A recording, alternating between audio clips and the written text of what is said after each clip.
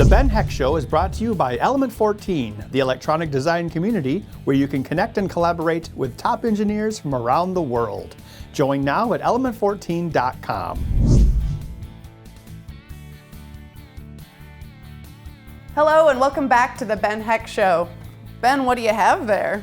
Well, I was just organizing my collection of Z80 CPUs chronologically using the date codes. That's a lot of CPUs. Yeah, I have some here that were made as recently as 2016. Looks like my oldest one is 1981. This is a CPU that was designed in 1975 and it's still being built.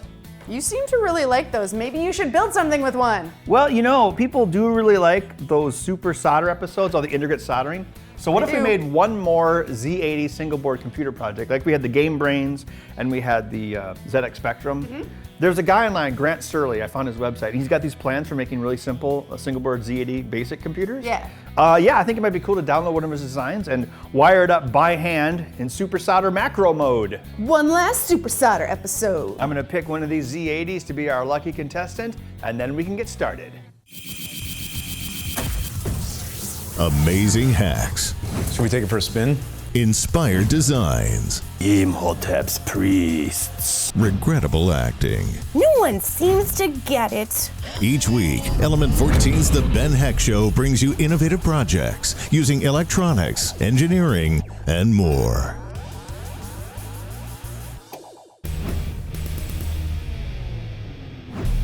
So we have serial chip, Z80, ROM, 32K of RAM times 2. Of course, we could just do that. That would be simpler, just a 32K computer. I mean, what am I gonna do with all those extra Ks anyway? Of course, we need some logic chips. We need money. Steal it? No. And yes. Well, the Z80 has scrambled up data lines for some reason. Well, I'm sure there's some reason, I just don't know what it is. I just want the wiring to be as nice and neat as possible. That could work. I mean, it's got a nice symmetry to it. So what I've done here is I've started to weave the address lines out of the RAM. See how I'm interlacing them? So we have a line here, going to here, and then I do the next one. Yeah, so this should work out pretty well. So take a look. So what I'm gonna do, I'm gonna take this wire and I soldered it here. Now I need to solder it here to the next RAM chip because I believe that wire is A14. Okay, 1, 2, 3, 4, 5, then chip enable. So chip enable actually should be handled separately. So I think I'm actually gonna disconnect this one. So here's what I'm gonna do. I'm gonna take this wire here. I'm just gonna go to the same pin on the next RAM chip. So I'm going to just kind of distress the coating with my knife, slice it up like a coconut. Yeah, look at that. Yeah, okay, so this one and this one, those, that's CE. So I'm gonna leave that disconnected. I'll probably attach that from the top. So again, I'm gonna take happy little wire. I was trying to use different colors for address and data, but I have like gray and light gray. So that's not very much diversity. So I think I'm just gonna say screw it and just use whatever wires I have. I wish I had like some black thin wire, but we're out. So again, I'm gonna take this one here. I'm gonna go above its target right there. I'm gonna take my knife, gonna give it just a little bit of distress, just like that, just enough so the plastic has an excuse to melt. And it will break and melt at a certain point. So I'm just gonna heat it up like this. Watch this, drag it down, let the solder wick up. Yeah, I think we could have a little bit more solder. If you can see any exposed wire in your solder pool, then you don't have enough solder. It would probably conduct electricity, but technically it's like a cold solder joint. Oh no, I've got too much solder. What to do? Just clean off my tip. I don't even need the braid. I can just go in there, whoop, a little surface tension. There we go. Look at that, beauty. As you can see, I did start wiring up the address lines over here as well for the CPU, at least where the CPU and the ROM coincide. But I think what I'm gonna do is I think I'm gonna actually like trim this partially because it's in my way. And then I'll just bring the other connections to it because the RAM address lines and the ROM address lines do not necessarily line up. Hey, look, I've wired up the whole bus for the RAM. So the RAM basically has the same pins except for chip enable. So I've left those disconnected, which is 1, 2, 3, 4, 5, 6 up from the bottom. 1, 2, 3, 4, 5, 6. 1, 2, 3, 4, 5, 6. Cool. All right, so now what I'm going to do is figure out the best way to translate this bus into the CPU.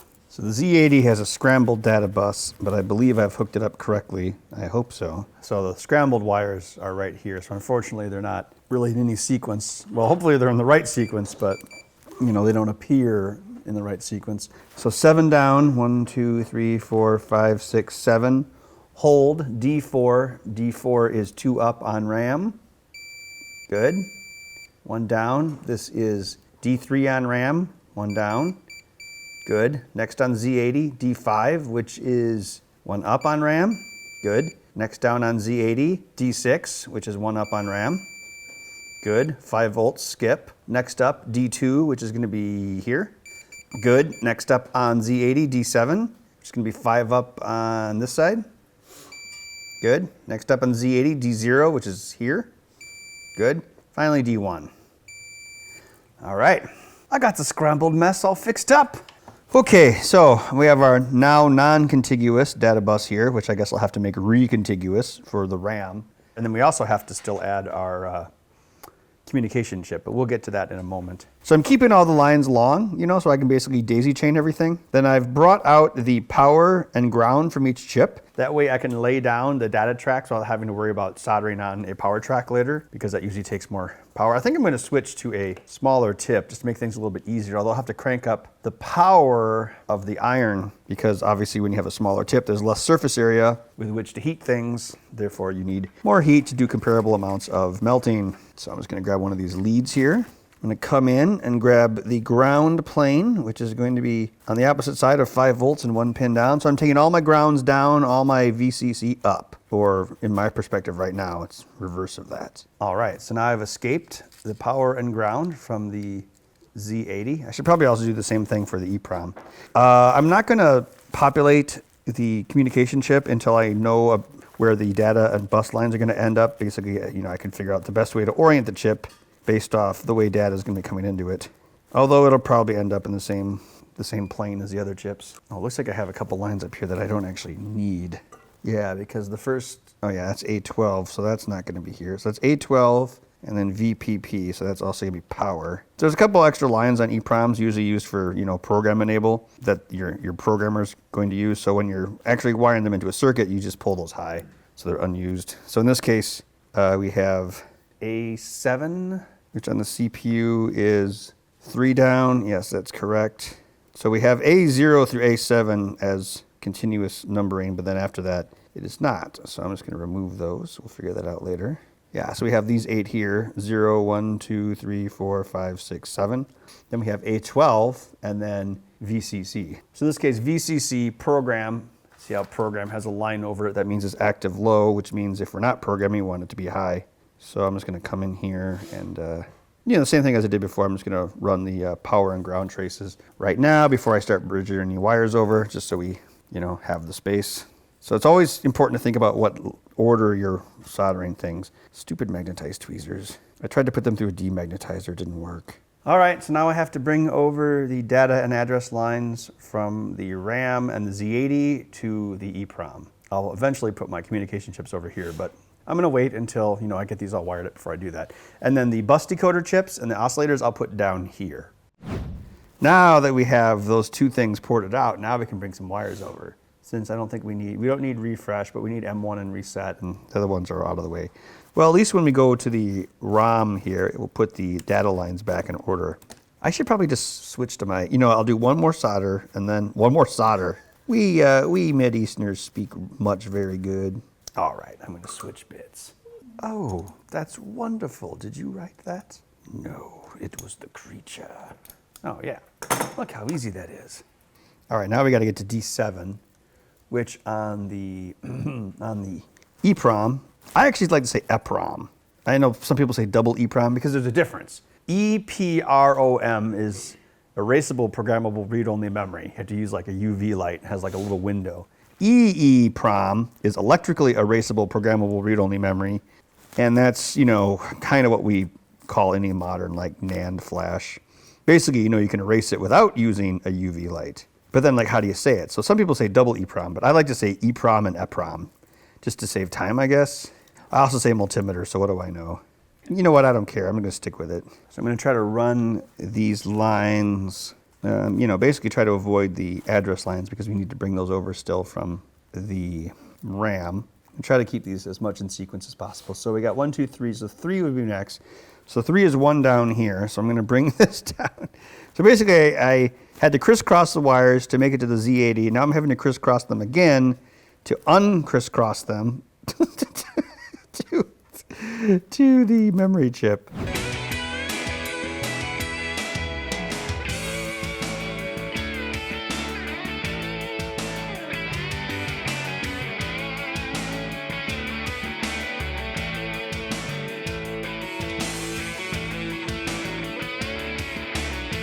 All right, so we have a bottom 8K. So we basically have or, and then result, which will be right here. So if that's low, then we go to chip enable of the ROM, which is line 20. Actually, and it's not too far from here. So let's come down from 20. And then once we hook this up, we should just have the 32K bank select left to wire.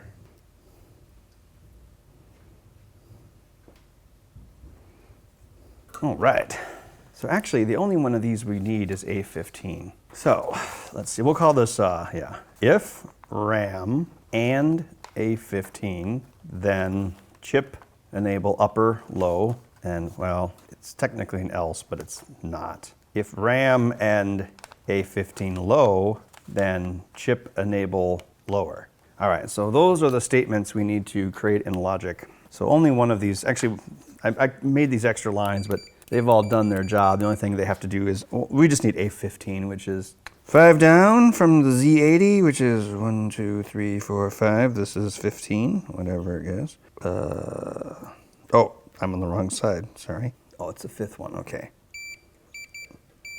Okay, so this is the A15 line right there. Wait, is that it? No, this is clock.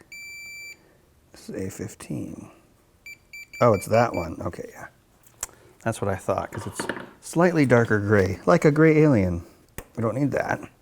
This is the last line of decoding that we need right here. Then we just got to attach the power and grounds, and it might work. Yeah.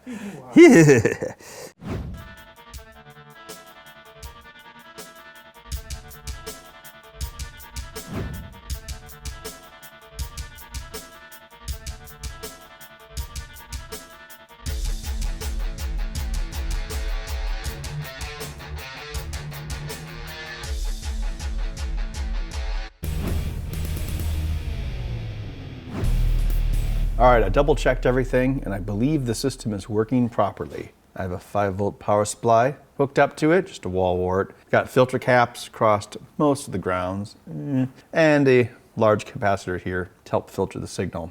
I added a switch so I can turn the system on and off, and of course we have a reset button.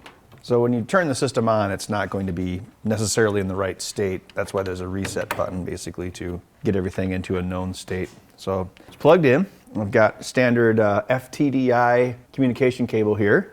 Let's run, Termite, my favorite program.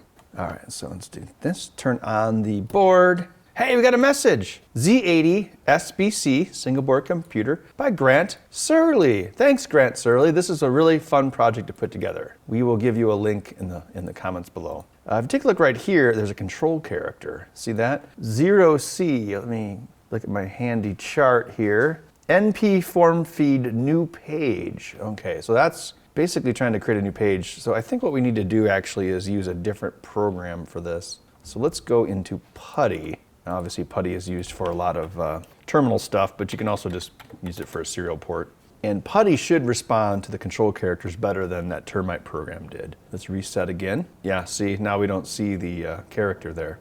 Cold start, which means we want to clear the RAM. Memory top, just hit return automatic. Okay, so the free RAM that we see here, that's the 64K addressable space minus the ROM, which is holding the basic program and the serial bootloader thing, and probably also minus stack and some other variables for basic. All right, let's see if this works. List. Oh, it's not case sensitive, that's nice. Print, of course, hello world. 15 for G equals 1 to 100. Next G, good old basic delay loop. 20, go to 10. All right, run. Yay. And then Control C, that should work. Yeah, cool. Oh yeah, what else can we do? Oh no, the backspace key doesn't work. I wonder if let's see, Control H.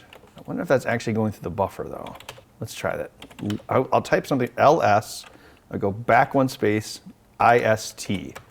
Oh, okay, so Control H is going backwards on screen and in the buffer on the system. The backspace key doesn't work, but Control H does. All right, I think I'm gonna try to make like one of those like kind of random road race generators, you know, that kind of generates a road, so be right back. I wonder if clear screen works since we have those escape commands. Oh, it does, that's cool. All right, so 1, clear screen. Okay, so we wanna make a random road. So this is the kind of thing I'd always do when I was a kid. You would make like a, kind of like a road pattern that would kind of randomly move because you can just scroll it by going to the bottom of the screen. So let's do 100. Let's print, this is probably like an 80 column display. Let's print a road. Let's make it out of that. 1, 2, 3, 4, 5, 6, 7, 8, 9, 10, 11, 12, 13, 14, 15, 16, 17, 18, 19, 20. All right, so then we're gonna return. So that's gonna be a subroutine. Cool. We need to randomly move the road. So we're going to need a, let's say road edge equals 10. Yeah, okay.